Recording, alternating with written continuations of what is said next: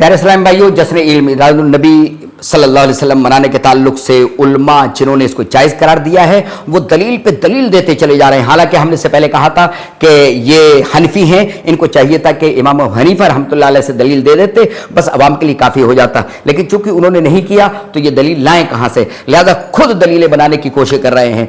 तो एक दलील ये देते हैं और हमारे गाँव में बच्चों को रटाया गया कि 50 लाख रुपए का इनाम अगर कोई इसका मना साबित कर दे, कोई इसकी ममानियत साबित कर दे, नबी ने रोका हो, मना किया हो, इस चीज को अगर कोई साबित कर दे तो 50,000 या 50 लाख रुपए ले जाए। चैलेंज है, चैलेंज है।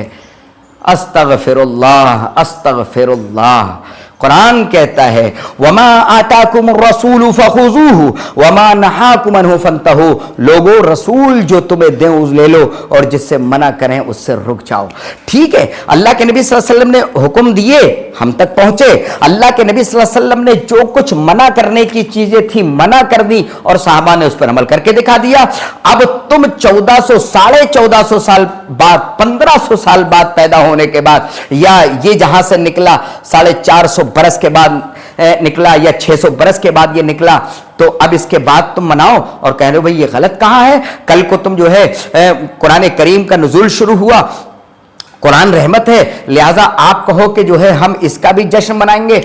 अब मनाने पे कह दो भाई मना कहां है। अस्तगफिरुल्लाह, कैसी सोच है मेरे भाइयों।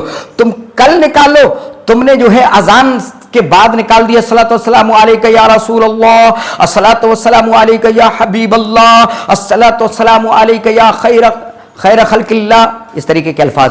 तो ये अजान और नमाज के बीच में तुमने निकाल दिया। अब तुम कहो मना कहां है। मैं कह दूं मैं 3 दफा अजान पढ़ूंगा, मना कहां है, तो तुम कहोगे नहीं बिलाल ने एक ही मरतबा पढ़ी। ठीक है, बिलाल ने एक ही मरतबा पढ़ी, अजान के बाद इकामत हुई है, तो तुम कह दोगे मना कहां है। मेरे भाइयों, ईद मिलादुन नबी जिस शक्ल में तुम मना रहे हो ये नबी ने दिया ही नहीं, नबी ने किया ही नहीं, सहाबा ने किया है। अब आज तुमने निकालना शुरू किया, तो नबी अगर तुम्हारे दरमियान में मौजूद होते तो यकीनन मना करते या फिर जायज करार देते कि भाई ठीक है करो, लेकिन नबी तो मौजूद ही नहीं है। लिहाजा अब किसी चीज पर अमल करने के लिए आपको यह देखना पड़ेगा कि ये जो शक्लें निकाल रहे हैं इसकी शरीयत में हकीकत है क्या। बहुत सारे मामलात के अंदर, इबादत के अंदर साफ के लिए अल्लाह के नबी सल्लल्लाहु अलैहि वसल्लम ने जो हुक्म दे दिया वो हमारे लिए मानने, नबी सल्लल्लाहु अलैहि वसल्लम जिन चीजों से मना कर दिया वो हमारे लिए बिल्कुल अमल करने के लायक है और अमल करना ही पड़ेगा। लेकिन उमूर दुनिया के अंदर हमें देखना पड़ेगा कि भाई ये जायज की शक्ल से है, नाजायज की शक्ल से है। अब आपने ये एक दीन के नाम पर मुकम्मल एक चीज निकाल दी, एक तीसरी ईद आपने निकाल दी और ये भी कह दिया सारी ईदों से बड़ी है ईद मिलादुन नबी। तो जो नबी ने जो 2 ईदें दी, तुम्हारे शायर ने तो इस ईद को उससे भी बड़ा करार दे दिया। मेरे भाइयों, ये तीसरी ईद निकालने वाले आप कौन होते हैं? ये अथॉरिटी दे किसको दी, किसने दी है कि ये मौलवी जो है नई नई चीजें निकाल करके दें और कहते रहें कि भाई इसमें मना कहां है। अब मैं आपसे गौर करना चाहता हूं, आपकी फसल पकी हुई खड़ी हो, मैं जाऊं और जाकर के काट करके फसल अभी आपकी पकने के करीब हो, आपके पक करके तैयार हो तो मैं काट दूं तो आपको फायदा हो जाएगा। लेकिन अभी कच्ची फसल आपकी है और मैं जाकर के काट दूं, आप कह रहे भाई ये क्या कर दिया आपने, तो मैं कहूंगा कि भाई आपने क्या मुझे मना थोड़ी किया था, आपने रोका थोड़ी था, या मैं उसको अपने जानवरों के लिए काट काट करके ले आऊं। तो अब खेत का मालिक अचानक पहुंच जाए और वो कहे कि भाई ये क्या किया तुमने, बहुत गलत किया, तुमने मेरी फसल क्यों काट ली। तो मैंने कहा भाई मुझे जरूरत थी और मैंने काट ली। तो नहीं ये तो गलत है। तो मैं कहूंगा आपने मुझे मना कहां कहा है, आपने रोका ही कहां है इस चीज से। तो कहेगा भाई मैं था ही नहीं यहां पे, जब मेरे सामने काटते तो मैं तुमसे मना करता। तो मेरे भाइयों, अल्लाह के नबी सल्लल्लाहु अलैहि वसल्लम के सामने सहाबे किराम ने कोई अमल किया, अभी नबी ने वो हुक्म नहीं दिया था, तो कई जगह पर अल्लाह के नबी सल्लल्लाहु अलैहि वसल्लम खामोश हो गए। हदीस तकरीरी, नबी ने उसकी तस्दीक खामोश होकर के कर दी, बिल्कुल जायज है। सहाबे किराम ने कई आमाल किए, अल्लाह के नबी सल्लल्लाहु अलैहि वसल्लम ने मना कर दिया। इबादत देखने के लिए आए, नबी की इबादत बताई गई कि नबी रात में इबादत भी करते हैं, सोते भी हैं, शादियां भी करते हैं اور دنیاوی معاملے بھی دیکھتے ہیں. انہوں نے کہا نہیں نہیں وہ تو نبی ہیں, ہم نبی کہاں ہیں, ہمیں تو بہت زیادہ عمل کرنا ہوگا. اللہ کے نبی صلی اللہ علیہ وسلم نے بلایا اور کہا کہ میں تم سے سب سے زیادہ ڈرنے والا ہوں, میں اپنی ازواج کا حق بھی ادا کرتا ہوں اور اپنے جسم کا بھی حق ادا کرتا ہوں, اللہ سے بھی تم سب سے زیادہ ڈرنے والا ہوں, اب اللہ کی عبادت بھی سب سے زیادہ کرتا ہوں. تو میرے بھائیوں, وہاں جو صحابہ کرام نے عمل کیا کہ میں شادی ہی نہیں کروں گا, کچھ نے کہا میں رات بھر سوؤں گا ہی نہیں, میں ہمیشہ روزہ رکھوں گا, کسی نے کہا, اللہ کے نبی نے کہا نہیں یہ غلط ہے, روک دیا نا. صحابی نے غلط, جب صحابہ کرام نے ایسا عمل کیا جو مناسب نہیں تھا, اللہ کے نبی منع کر دیا. اب آپ کو کون روکے گا؟ اب خود ہماری ذمہ داری ہے کہ آپ ہمیں روکیں, ہم آپ کو روکیں. لیکن آپ تو چڑ رہے ہیں, آپ الٹا چور کوتوال کو ڈانٹ رہے ہیں, آپ کہتے ہیں کہ یہ چڑ رہے ہیں. میرے بھائیو ہم چڑ نہیں رہے ہیں, ہمیں تو عاقبت کی فکر ہے. اگر ہم غلط کر رہے ہیں تو آپ ہمیں روکیں, اگر آپ غلط کر رہے ہیں ہم آپ کو روکیں. لیکن نہیں, آپ تو سیدھے یہ کہہ کر کے نہیں اس میں غلط کیا ہے, اس میں جو ہے یہ کیا ہے, منع کہاں ہے. میرے بھائیو آج تم کوئی عمل کر رہے ہو, آپ تو 6 وقت کی نمازیں کر دو, تو ہم تو یہ کہیں گے نہیں غلط کہاں ہے. آپ کہیں گے 5 وقت کی آپ نے پڑھائی, ٹھیک ہے 5 وقت تو ہم پڑھ ہی رہے ہیں, لیکن ہم اس میں ذکر کریں گے, اللہ کی عبادت کریں گے, ہم اس کو جو ہے 6 وقت کی کر دیتے ہیں.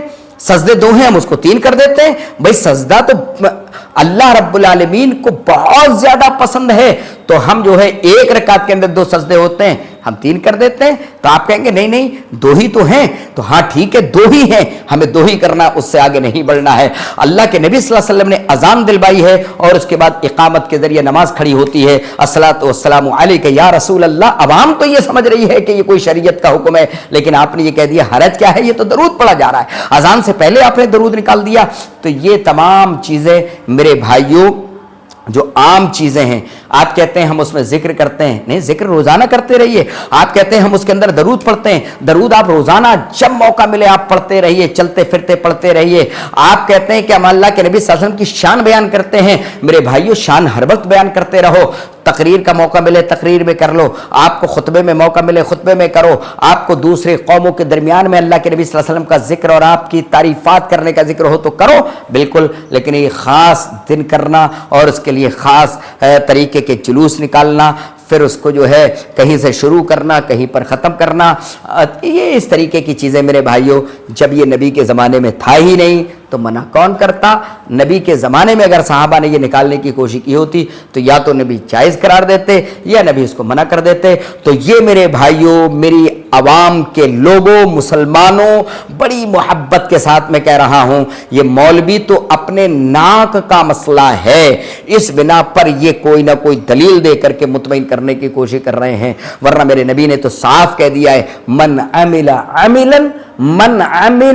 عملا, صرف اتنا کہہ دیا تھا من عمل, جس نے عمل کیا.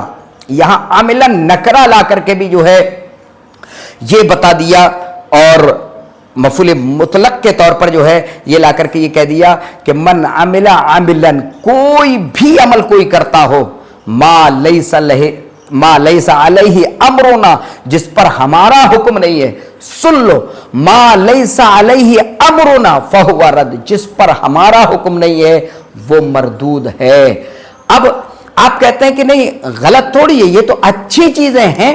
تو اچھی چیزیں یہاں کوئی اچھی اور بری آپ نے نہیں فرمائی, حالانکہ کلو بدعت ضلالہ میں سب کہہ دیا, لیکن یہاں پر بھی من عمل عاملا, کوئی بھی عمل کوئی کرتا ہے ما لیس علیہ امرنا, جس پر ہمارا حکم نہیں ہے فہو رد, تو وہ رد ہے مردود ہے. کوئی بھی عمل ایکس بائی زیڈ آپ جو ہے دین کے نام پر نکالیں, اور اگر غلط کام کر رہے ہیں تو وہ تو گناہ کی کیٹیگری میں الگ الگ آ ہی جائے گا. اب پھر غلط بدعت اور بری بدعت ہوتی کیا ہے؟ غلط بدعت اور بری بدعت وہ تو پھر جو ہے یا تو کبیرہ گناہ ہوگا یا تو صغیرہ گناہ ہوگا, وہ تو گناہ کے قبیل سے آ جائے گا. پھر اس کے بدعت کا مسئلہ ہی کیا ہے؟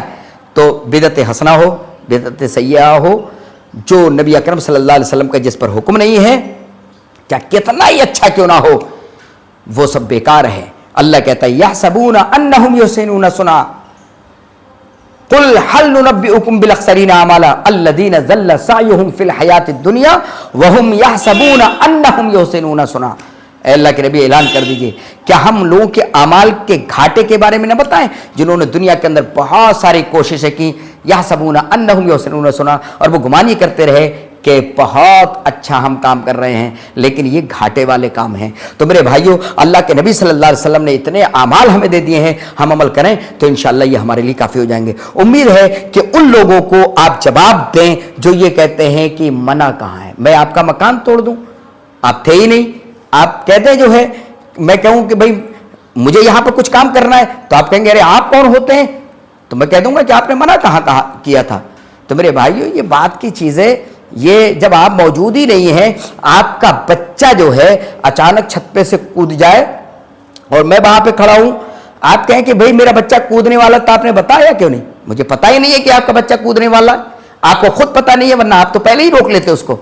तो मेरे भाइयों, ये बहरहाल अकली तौर पर हमने भी ये बातें देने की कोशिश की है, वरना इन सब की कोई हकीकत नहीं है। आपने अकल लड़ाई, इस बिना पर हम अकल लड़ाने की कोशिश कर रहे हैं, जो चंद मिसालें दी हैं, खेत की हो या इस चीज़ की हो या आपके मकान की तोड़ने की हो, वरना अकल की दलाइल देने की हमें ज़रूरत है ही नहीं। कुरान और हदीस में सब कुछ मौजूद है। लिहाजा उन लोगों के लिए बात हमने कही है जो ये कहते हैं कि मना दिखाओ, तो ये मना अगर नबी के ज़माने में हुआ होता तब हम कहते कि या तो नबी खामोश हो जाते, तब भी ठीक था, नबी हुक्म दे देते, बेहतर एकदम हमें उस पर चलना होता, और अगर अल्लाह के मना कर देते तो हमें फ़ौरन रुक जाना होता। तो ये तमाम चीज़ें, उम्मीद है कि आपको बात समझ में आई होगी। बहरहाल हमारा काम पहुँचाना है, ना कोई जलन ना कोई हसद, बाकी हर आदमी अपने आमाल का जवाब दे क़यामत दिन खुद होगा।